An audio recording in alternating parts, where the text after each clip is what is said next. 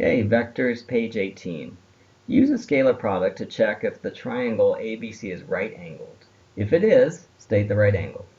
Okay, so when you can use dot products to figure out if two lines are perpendicular or at right angles. So in a triangle, you have three sides. You have AB, you have BC, and you have AC. So one of these pairs is going to be perpendicular to the other if it's right angled. Okay, so first thing we want to do is we want to find AB, BC, so and AC. So let's see, AB is going to be, let's see, -2, 5 minus a -2 minus a 1. So it would be equal to 0 and 4. What about BC? BC is equal to 3 minus a -2, which is 5, and 1 minus 5, which is -4. What about AC? AC would be 3 minus a -2, which would be 5, and 1 minus 1, which would be 0. So any of these look like they're perpendicular to each other?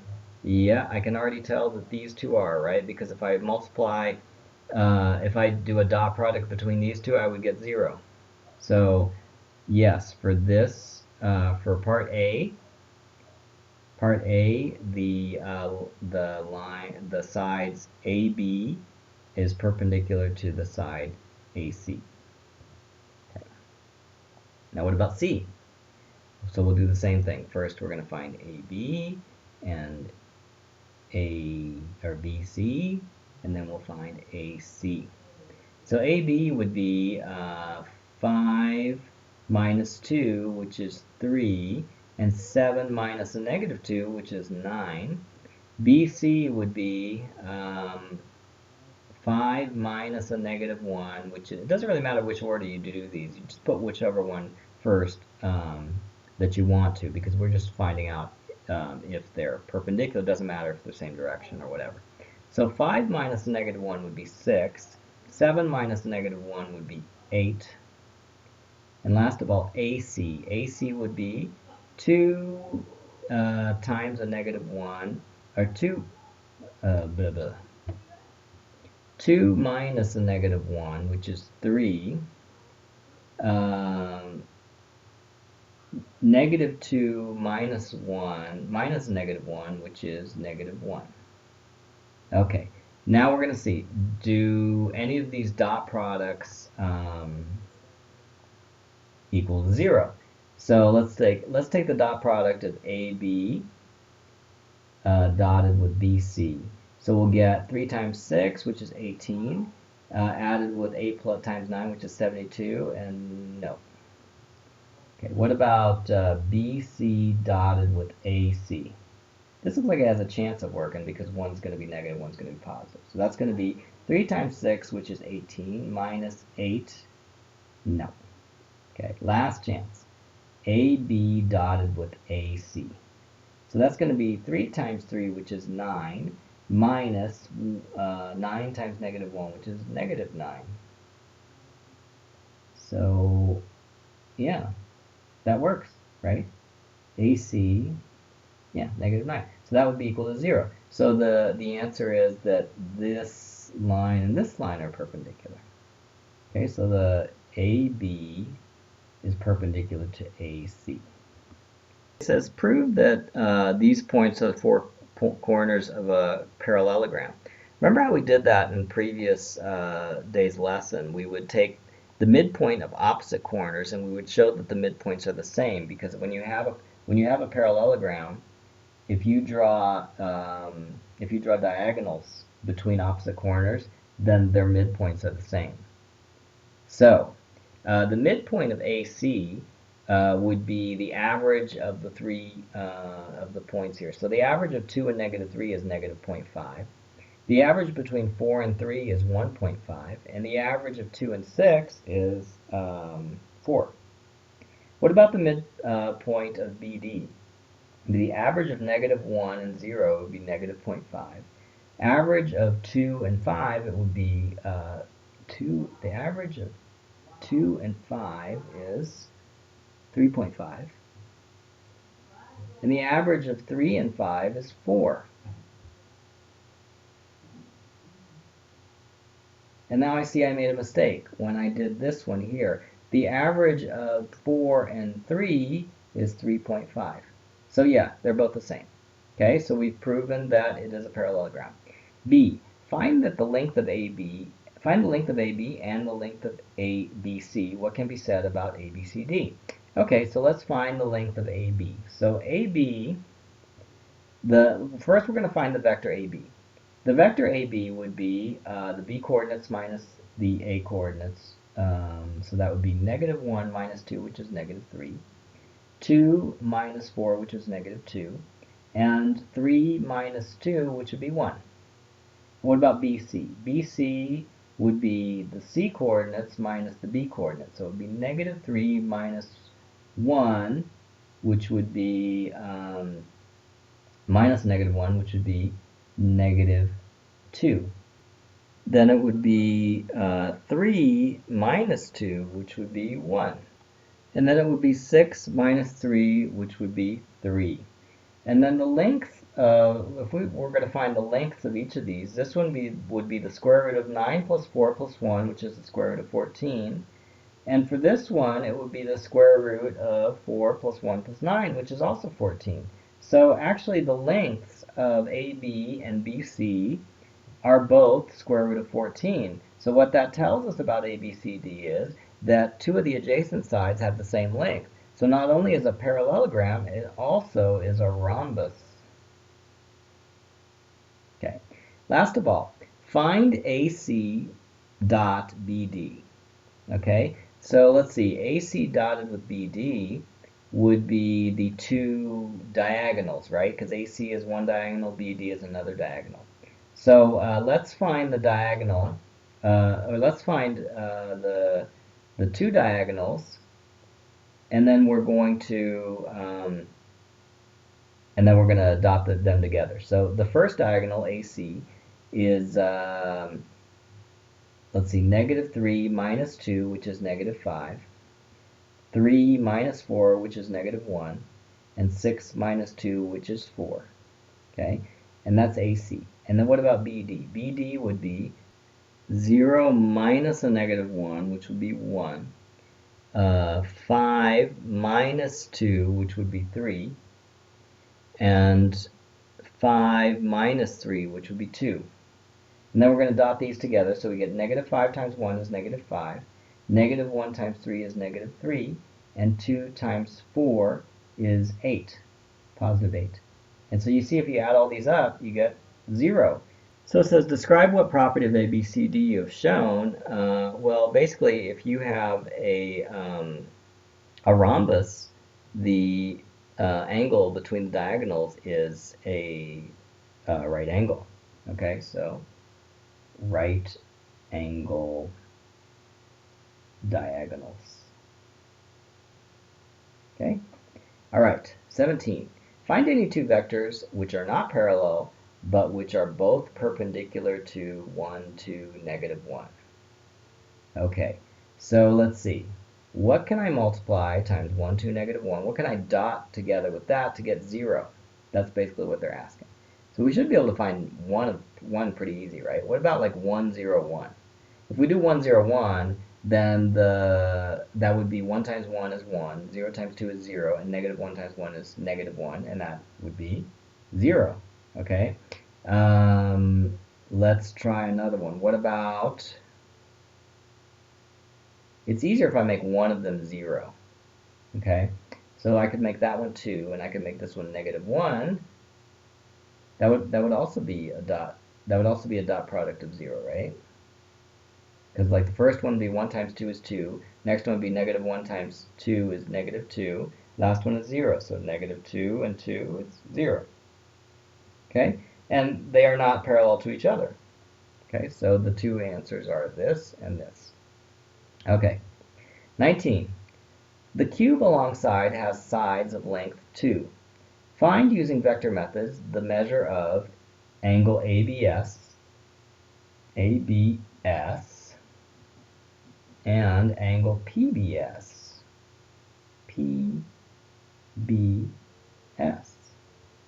Okay. So let's see. To find ABS, we would need to represent, let's see, we would need a vector AB, and we would also need a vector BS, and then we would take the dot product of these two to find the angle theta between them. So let's say that AB is the vector 1, 0, 0. BS would be the vector 1, 1, 1, right? Now we're going to take the dot product between these two, or I'm sorry, it's not 1, it would be 2, right? Because it's 2.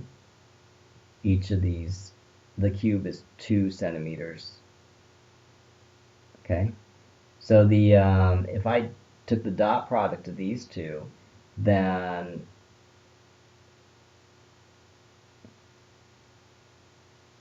so the dot product of AB dotted with BS will give me 2 times 2, which is 4, and then the other two would be just 0.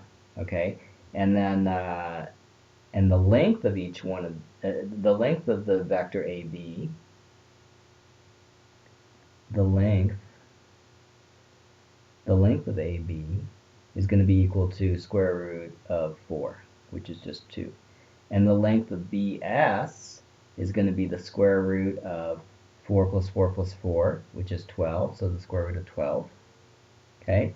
And then the cosine of the angle between the two is equal to the dot product divided by the length of one divided by the length of the other.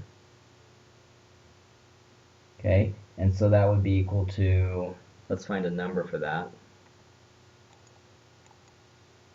4 divided by 2 divided by the square root of 2, or square root of 12. 0.577. Okay, so the inverse cosine of that would be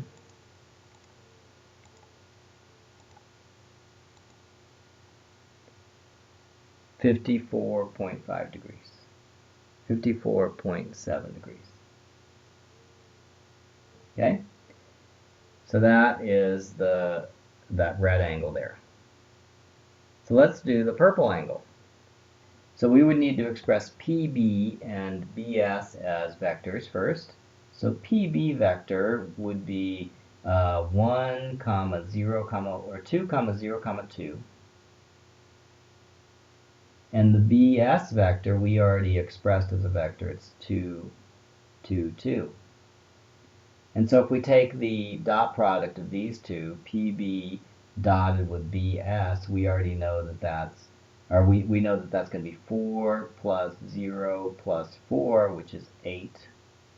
And then the length of the PB vector is equal to the square root of 8. And the length of the BS vector is equal to square root of 12, we already know.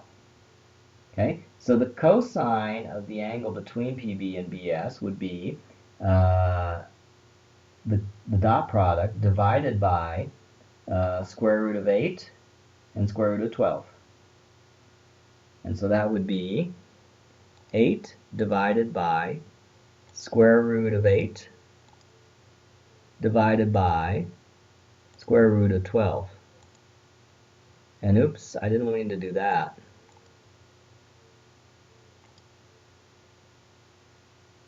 Get out of the square root sign, divided by square root of 12. 0.816. So I'm going to take the inverse cosine of that, and it gives me the angle 35.3, or 35, yeah, 35.3. Oops, but I don't want to write it there.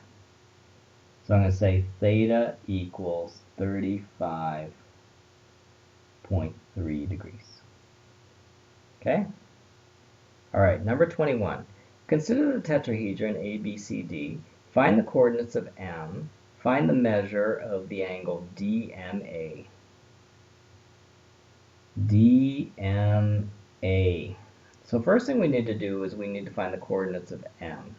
So the way we do that is, let's find the vector, or we could just find the average between the coordinates of B and C, right? So the average of 1 and 2 is 1. The average of 2 and 3 is 2.5. The average of 1 and 2 is 1.5. Okay, so we already found the coordinates of M.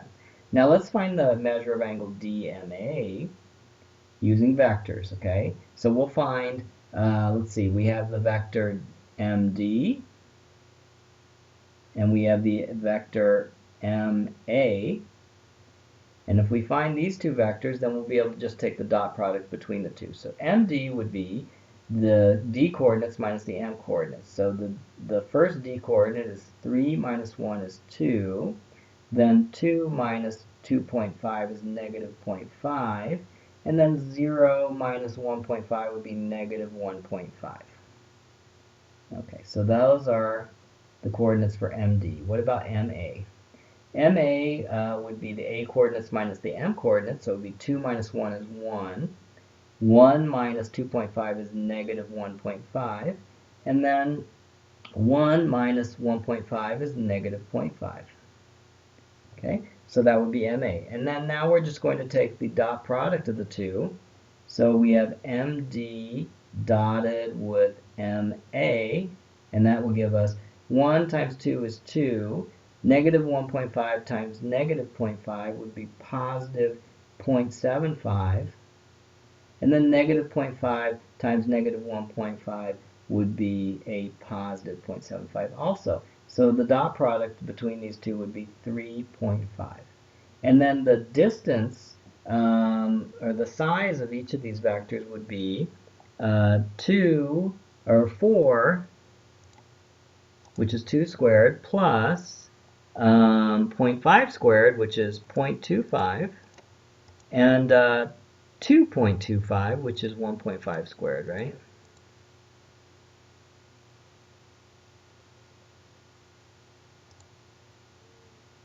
So that would be 6.5, square root of 6.5. So the length of each one of these is the square root of 6.5. And so to find the measure of the angle, it would be cosine theta is equal to the dot product, which is 3.5, and we divide it by the two lengths, which is 6.5, square root of 6.5, and the square root of 6.5, which so that would be 3.5 divided by 6.5. So 3.5 divided by 6.5 is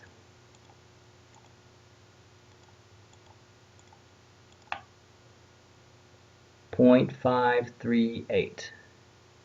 Okay, and then take the inverse cosine of that.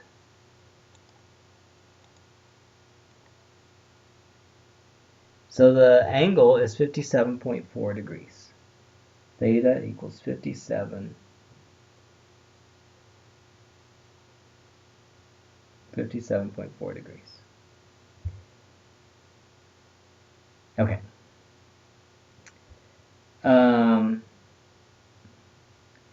Number 23. Find the angle made by the I unit vector and 1, 2, 3. So remember the I vector is 1, 0, 0.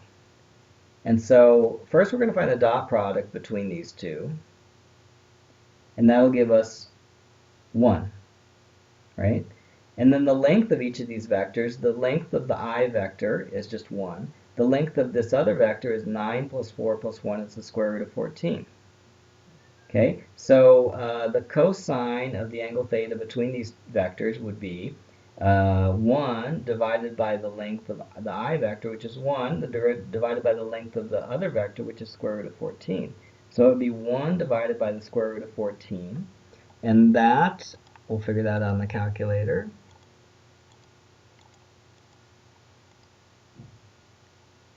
It's 0.267. So the inverse cosine of that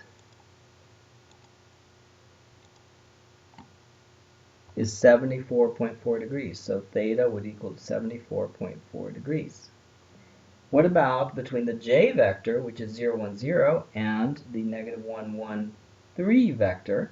So the dot product between these two is just equal to 1, right? And then let's find the length of each one. So the length of the j vector is just 1. The length of the negative 1, 1, 3 vector would be 1 plus 1 plus 9, square root 11. Okay, so the cosine of the angle would be equal to the dot product, 1 divided by square root 11. Let's figure out what that looks like. 1 divided by square root of 11. And then I'm going to take the inverse cosine of that. And that gives me 72.5.